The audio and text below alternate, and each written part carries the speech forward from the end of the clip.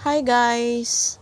Ito po ang last naming banding ng aking asawa guys, na galing kami ng Don Salvador, papunta kami ng Murcia, hanggang papunta din kami ng Binalbagan sa Hermits Mountain. First time namin na nakabanding guys, na kasama ang buong naming pamilya, na nagsama-sama kami nag-road trip, na namamasyal. Nakakalungkot naman isipin na ito na pala ang last namin na banding ng asawa ko guys.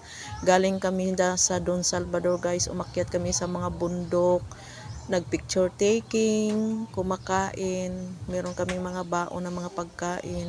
Ang saya-saya pa namin guys. Sinabi ng asawa ko na first time namin na banding, na kung saan kami tumanda, nakalibot kami sa Negros, sa mga bukirin sa Negros na mayroong mga magagandang tanawin. Yan ang napakasaya namin dyan guys. Pero hindi ko akalain na yun na lang pala, hindi na namin siya makikita. Hindi ko talaga lubos maisip kung dyan na lang pala, hanggang dyan na lang ang kanyang buhay.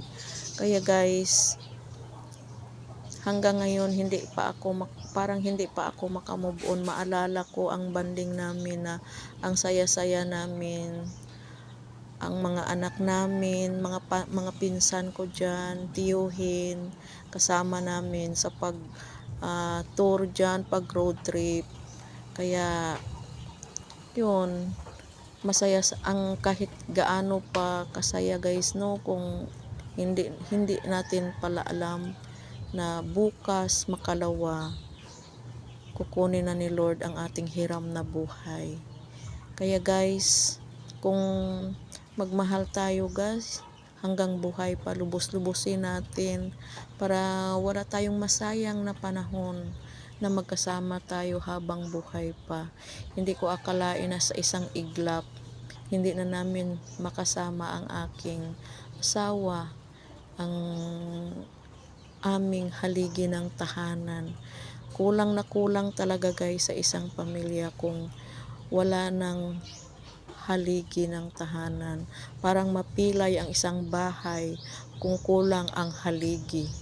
Kaya pero pilit kong tinatanggap guys, alang-alang sa aking mga anak. Kahit masakit man, nakakalungkot, pero tatanggapin ko guys. Tatagan ko ang aking loob, alang-alang sa aking dalawang anak guys, na iniwan sa akin ng aking asawa guys. Kaya maraming salamat po sa lahat na sumusuporta sa akin, sa lahat na nagmamahal sa aking asawa, nagmamahal sa amin. Maraming salamat po sa lahat na tumutulong sa amin. Thank you. Kahit masabihin natin guys na salat tayo sa salapi, salat tayo sa pera, pero mayaman tayo sa mga kaibigan. At yan ay napaka-bless natin kung marami tayong kaibigan, marami tayong nagmamahal sa atin. Napakasarap sa puso guys. Nakikita ko kung gaano kamahal ang aking asawa sa mga kaibigan niya, sa kanyang family. Ang daming nagmamahal, pero hindi natin masabi na kahit marami pang nagmamahal, naku, parang alaala na lang ang lahat guys. Kung saan ka man ngayon pa, sana gabayan mo kami sa araw-araw naming pamumuhay, sa araw-araw na maglalakad ang aking mga anak papunta sa school. Gabayan mo kami, tulungan mo kami, huwag mo kaming pabayaan. Miss na miss ka na namin. Minsan guys, bigla na lang tumulo ang aking luha. At saka ang aking bunso, sa tuwing makikita niya dito sa amin, ang duyan, na dyan natutulog ang kanyang papa, biglang tumulo ang luha ng aking bunso.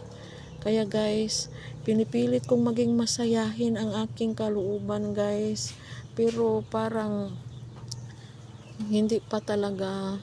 Pero kakayanin ko guys, alang-alang sa aking mga anak, kakayanin ko talaga. Yun ang hiram nating buhay, hindi natin masasabi na dyan na pala tayo hanggan ang ating buhay. Kaya ang sarap-sarap sa feeling na buhay pa sana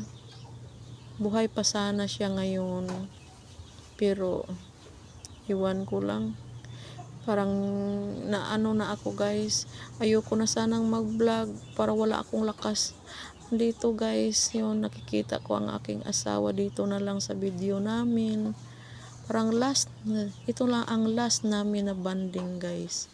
Ito na ang last namin na banding, na magkasama pa kami na masaya sa isang iglap na wawala. Sa ganitong oras guys, hapon na ito guys, parang naalala ko ang aking asawa guys, mag-alas 6 na, hanggang dyan na pala ang kanyang buhay. Kaya guys, habang buhay tayo, enjoy natin ang ating life at mahalin natin ang ating mga minamahal habang buhay pa sila.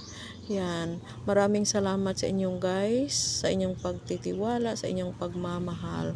Thank you. See you on my next vlog.